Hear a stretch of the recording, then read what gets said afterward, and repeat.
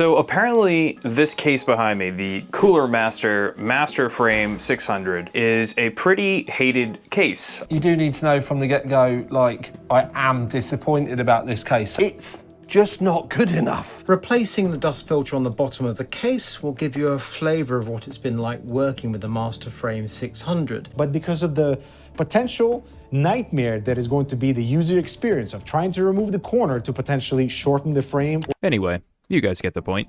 So as you can tell by this beautiful ASRock motherboard sitting here, this Z690 with a 14900K, it's got this silver theme going on, and I really love the kind of Mac aesthetic. I actually have another PC case that made me want to buy this, and this is the Cooler Master MasterFrame 600. Now, right after I got this case, which actually shout out to my wife, she bought it for a birthday present for me. You're a 35-year-old male. Right after I got this case, I started looking at reviews. Yes, I did that thing where I started looking at reviews after I bought it. And there's not that many reviews on it. And not only that, the reviews that are on it, the few that there are all pretty bad. Most of the comments about the case being bad are actually not related to the case's structure or design or airflow.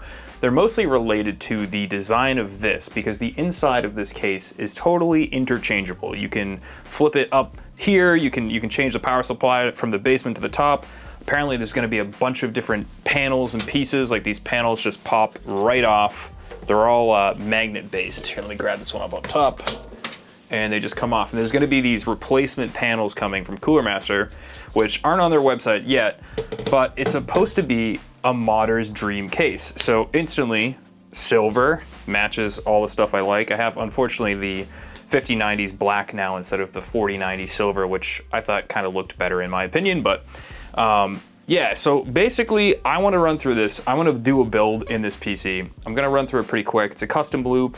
I'm going to be doing some modding on some stuff, and then we're going to talk about basically what I think about it. So Battlefield is literally out, the beta, and I'm like, do I play or do I disassemble this entire computer right now so I can get on the build? I'll spare you guys the entire disassembly of this computer, but I do want to reiterate that this is not a traditional review, and I will have it timestamped at the very end where I have my opinions and thoughts on the Cooler Master case. I also thought that this would be a good time to check the paste, and sure enough, the paste was looking pretty rough, so we're using this Crown Knot Extreme. Comes out this awesome pink color, which I don't know why, but that's just how it is. And also, I did paint a fair share of stuff in this, and I really wanted to paint the tops of these Dominator RAM modules. Just to go over really quick too, what all the people kind of have had issues with is this whole design here. So all of these screws can come out, and this all can be moved.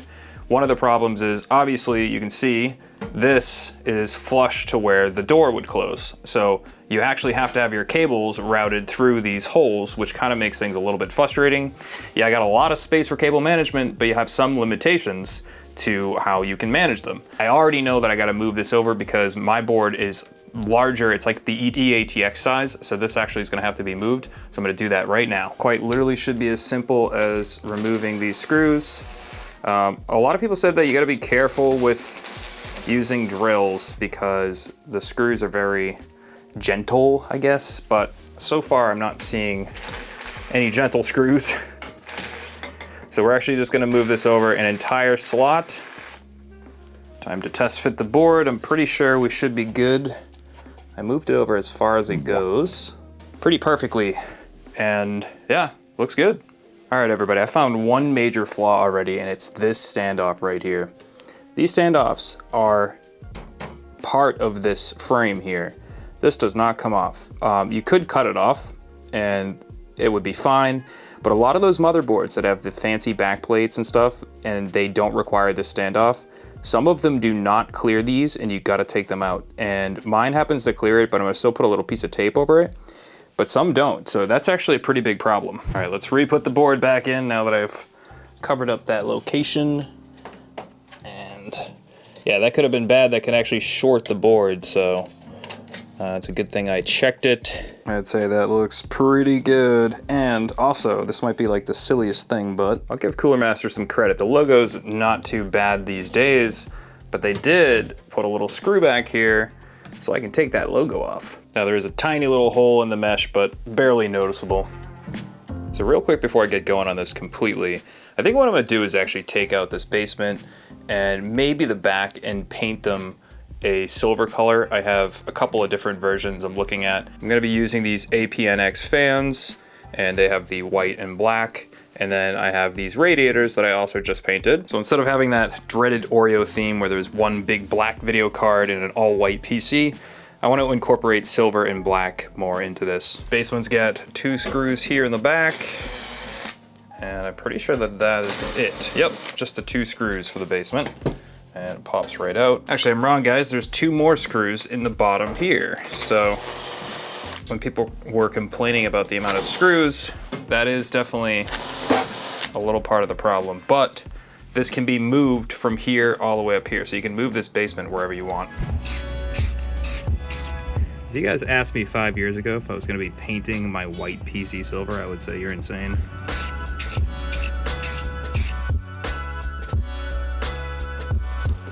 It's a little bit of a shame that the screen is facing the back of the case, but so again, we're just using this as placement. Let's get this shroud and the cables properly managed.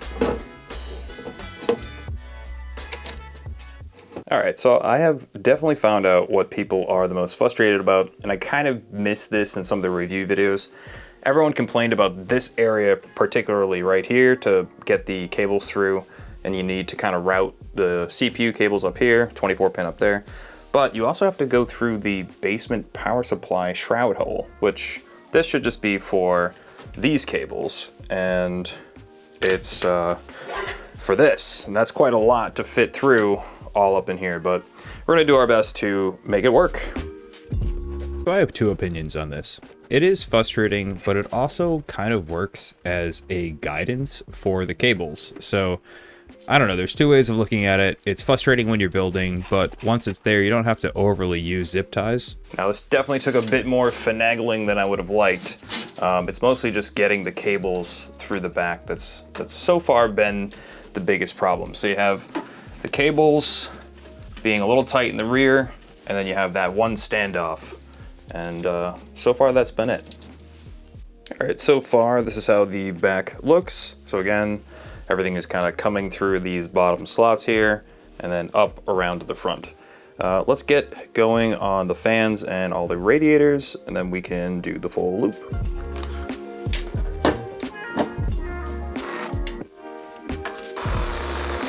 So it looks a little high. I think I'm gonna move all of these down. Now what's kind of funny is this plate that I painted here has these mounting holes everywhere, and I'm not exactly sure what this is for, but I'm assuming it's for doing custom loop stuff. And this aligns perfectly with right there. Sorry, there's dripping going on. So apparently this is just another 2.5-inch drive mounting area, which is kind of silly, and Cooler Master should be using this as a custom plate for water cooling. I also had to drill a little spot to make this work correctly. All right guys, so I got it mounted in place, and I also put one of these up here. I actually just used some 3M tape instead of using the nut and drilling through this, and it's gonna hold just fine. Now it's time to do the top radiator, and we're gonna have the ports going that direction. So I think I want some space for the cables and stuff, so I'm gonna use probably more this direction here. And we're gonna go right there. You're gonna notice that the radiator got stuck on the outer magnet. So basically the radiator is like sticking to the magnet on the side of the case. And then I'm also not able to clear where those cables are going. I actually changed them to a different port right next to it to make it a little bit easier to clear it, but I ended up having to use these weird SSD hard drive brackets that were included with this case. And honestly, I think that these hard drive brackets should be included with the case in a combination of 4 or 5 sets. The 120mm fan mounting location for a thicker radiator is going to come in contact with any high RAM modules or anything above the motherboard. So this is definitely an oversight. And this goes back to what I'll say later in the video, so stay posted for that. All right, we got the core structure down. Now we got to figure out the loop, so let's bend some tubes.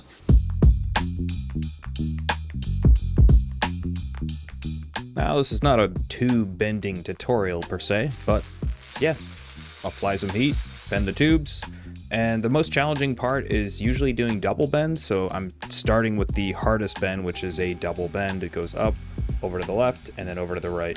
And then I got a couple other bends to do. So unfortunately I had to sacrifice some fittings to paint these tubes, but that's the only way to do it properly so that the paint doesn't get in where the O-ring is.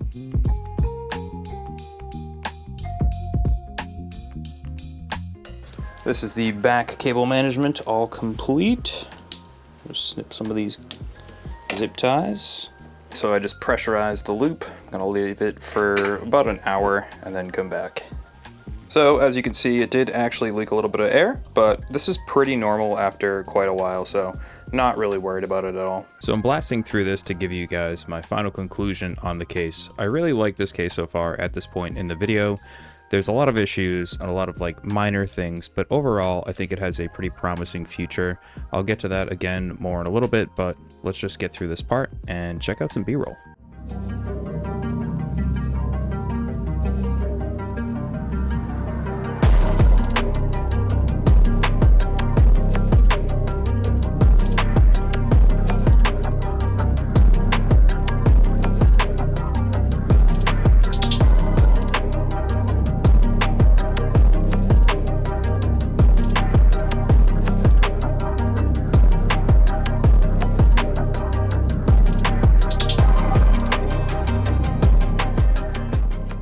All right, so now that this thing is all built, I do want to talk about the things that I really like about it and then the things that you're probably going to hate about it. Things that I kind of find like a nuisance might be something someone who's just buying this case or just trying to get a nice premium case might feel like is like a real headache. So for starters, there's a few things. Obviously the aesthetic is amazing. If you're into this, especially the silver, I can't really speak for the black. I noticed that a lot of the reviewers that were kind of crapping on it had the black model and they were like, oh, it looks like an $80 case. This does not look like an $80 case. And I also don't believe it looks like anything else really Cooler Master has made if you're trying to compare it to like some of the older lineups. So there's a few major concerns here. The biggest concern I pointed out in the beginning of the video was that standoff on the motherboard tray. And I know it seems like a little bit of a minute or a small thing, but there are a lot of motherboards that will have a metal bracket that go across the back of that. I can think of a few. I believe one of the ROG Z790 crosshair boards that I had that area. Tell me if I'm wrong down in the comments, but there's been a few boards in the past that do not have an area for that. So you have to take that standoff out, and that is a problem. So Cooler Master, if you're watching this, that standoff's got to go. The other problem that I found is actually this clearance here. So it supposedly supports a ton of different radiators, which up front here, there's a huge amount of space. But down here, this basement is actually, the power supply itself is sitting above, pretty high above. And I know why they do it. They do it because of this extrusion. This aluminum is kind of interfering on the back as well with where the power supply sits. But I still feel like they could go a little bit lower. If they went lower, they could make this shroud a little shorter and give you a little bit more radiator space up here. So one of the reasons this case is supposed to be really cool is this bracket system here, right? You're supposed to be able to add different things all over the place. By the way, these magnets are really cool until you're trying to put a steel radiator in there and it grabs the radiator. It's so strong. These magnets are incredibly powerful. But going back to the top, so there's got to be a whole bunch of different style tops, covers, and they're all magnetized. When they come off, they're obviously like these are pretty quality. They get mesh inside, but this is the biggest problem I had, and this is something that Cooler Master, I mean, the Lian Li Evo, I believe, and a bunch of other different brands have had offset radiator brackets. If you look closely at this, this says SSD and HDD. I'm actually improperly using these brackets, but these brackets were the only thing I could use to offset this whole entire thing. These here only support the 120 millimeter fans being directly in the center, and because those cables are right there, the cables actually hit the radiator. And you can see if you look right here how tight it is. That's a pretty tight fitment. One other thing I would really like to see is this little plate back here where I had to screw the pump system should actually be designed for water cooling. All of these 2.5-inch hard drive little mounts here, that's what all these little tiny rubber grommets are. Those are unnecessary today, and no one's mounting hard drives in those locations or SSDs. Now, this case was not sent to me. I did buy it on my own. Well, my wife bought it for me as a birthday present. That being said, it's still our money, so I gotta talk about the price. $200 for this case isn't a bad deal when you think about how expensive these aluminum extrusions can cost. $200 was on sale. I actually have been seeing them for more like $250, and even once before when the silver one was kind of on the rare side, it was like $300, and that was like a scalping price. So if they could keep it under the 200 range, anywhere from like 160 to 200, that would be great. 200 is really pushing it in my opinion.